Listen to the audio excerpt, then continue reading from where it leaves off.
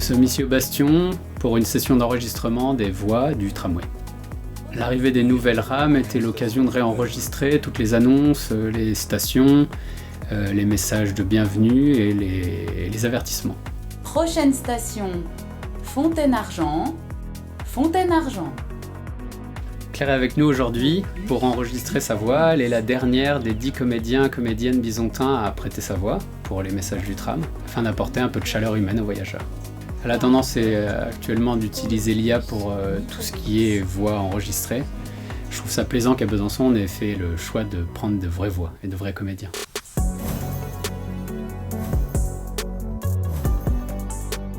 Pour le projet du tramway de Besançon, on avait proposé pour les premières générations de tramway de faire apparaître sur les rames des personnalités marquantes de Besançon. Et pour la nouvelle génération de tramway, on a continué à tirer le fil de cette histoire qui était très porteuse, qui a séduit le public.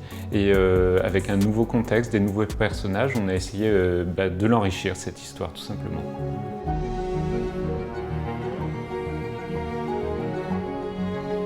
Germaine Tillion, ça a été d'abord une scientifique remarquable, mais ça a été aussi une femme résistante. Et quand elle a été emprisonnée par les nazis, elle a aidé ses amis à résister et à garder le moral.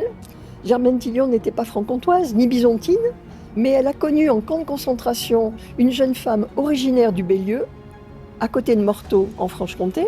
Et cette femme résistante qui avait que 20 ans, quand elle l'a vue à l'œuvre, elle a proposé à Denise Laurac au musée que le musée de Besançon, qui était en gestation, s'occupe et reçoive les archives de Germaine Tillion pour les conserver, les analyser et faire là-dessus un travail scientifique qui est toujours en cours. C'est des personnes qui ont vraiment marqué l'histoire de Besançon par leur engagement, par leurs actions, notamment par la guerre. Donc on a vraiment des très fortes personnalités remarquables.